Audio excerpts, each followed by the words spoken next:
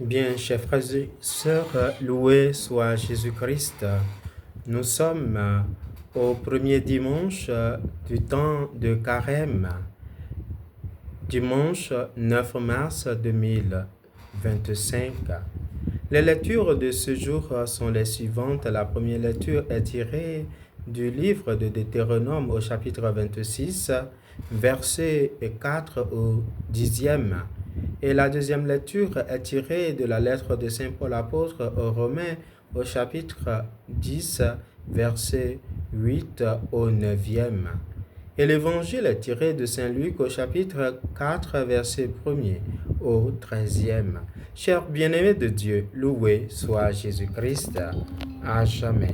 Ainsi soit-il. Acceptons-nous que le Seigneur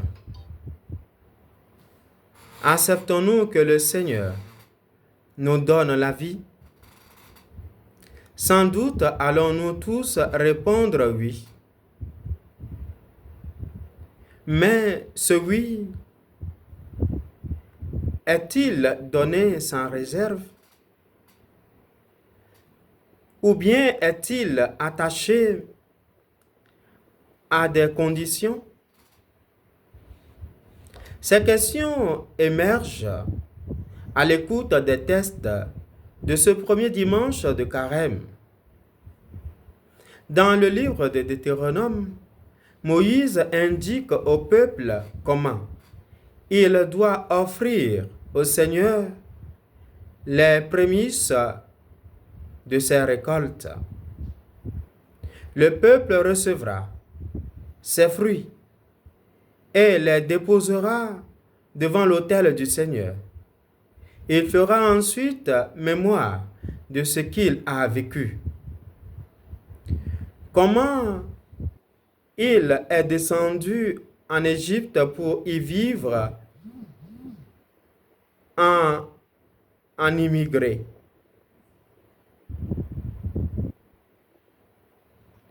Comment alors qu'il devenait une nation nombreuse et il a effrayé les Égyptiens qui l'ont réduit en esclavage? Comment il a crié vers le Seigneur et comment le Seigneur l'a délivré de l'oppression pour le conduire vers un pays décrit comme ruisselant de lait et de miel. Cette célébration montre que le peuple reconnaît qu'il tient sa vie et ce qui le soutient dans sa vie, c'est le Seigneur lui-même. Il rend grâce au Seigneur qui lui a donné la vie.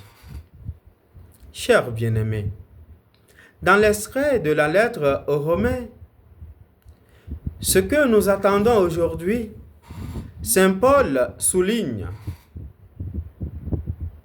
que le message de la foi, la reconnaissance que Jésus est Seigneur et qu'il a été ressuscité d'entre les morts, habite dans le cœur des croyants au point de les transformer en un seul peuple, un peuple dans lequel s'estompent les distinctions entre juifs et païens. Le message que transmet Saint Paul aux Romains s'adresse à nous aussi en ce jour. À nous qui vivons près de 2000 ans plus tard, accepter ce message de la foi nous ouvre à une vie nouvelle où les tensions liées à nos différentes origines culturelles, religieuses, je voudrais dire, sont dépassées. dans le récit des 3 tentations au désert que l'apôtre Saint Luc, dans l'Évangile, proclame ce dimanche, le diable interpelle Jésus par 2 fois sous le mode « Si tu es fils de Dieu, alors fais ceci ». Et une autre fois sous le mode « Si tu te prosternes devant moi ». Oui, c'est-à-dire devant moi qui suis le diable. Alors, je te donnerai cela.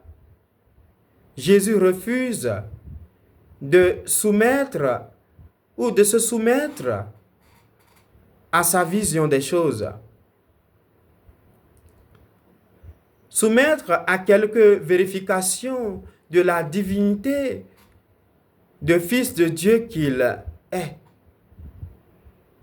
Il n'utilise pas cette dignité à son profit pour satisfaire sa fin ou se prouver à lui-même que Dieu ne le laissera pas succomber à ce geste insensé qui consiste à se lancer dans le vide depuis le sommet du temple. Jésus refuse également d'obtenir le pouvoir que prétend lui octroyer le tentateur, le diviseur. Jésus refuse tout cela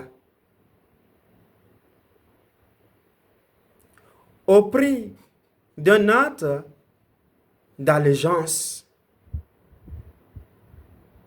Il reconnaît ainsi Dieu comme unique source de vie. Et il ne soumet son oui à aucune condition. Son oui est sans réserve. Puissions-nous, nous aussi, donner un oui véritable, un oui sans réserve à Dieu et tenir ferme dans ce oui. En ce premier dimanche de Carême, nous pouvons à notre tour examiner la nature du oui que nous disons au Seigneur. Le prononçons-nous pour échapper à la peur, pour nous soumettre devant un tout-puissant, la toute-puissance de Dieu, pour acquérir un allié face aux épreuves de la vie, ou encore pour d'autres raisons que ce soit? Chers frères et sœurs,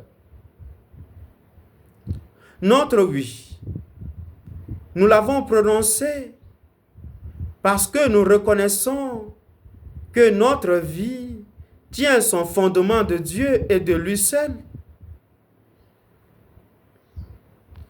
En reconnaissant Dieu comme l'auteur de notre existence, chers frères et sœurs, demandons la grâce de Dieu pour tenir ferme. Demandons la grâce de Dieu pour que les tentations de satisfaire notre envie de faim, notre ventre, notre égoïsme, ou de satisfaire notre envie du pouvoir. Demandons au Seigneur les grâces qu'il nous faut aujourd'hui pour que ce temps de carême soit un temps favorable pour chacun de nous aujourd'hui, demain et toujours. Amen. Que Dieu vous bénisse. Amen.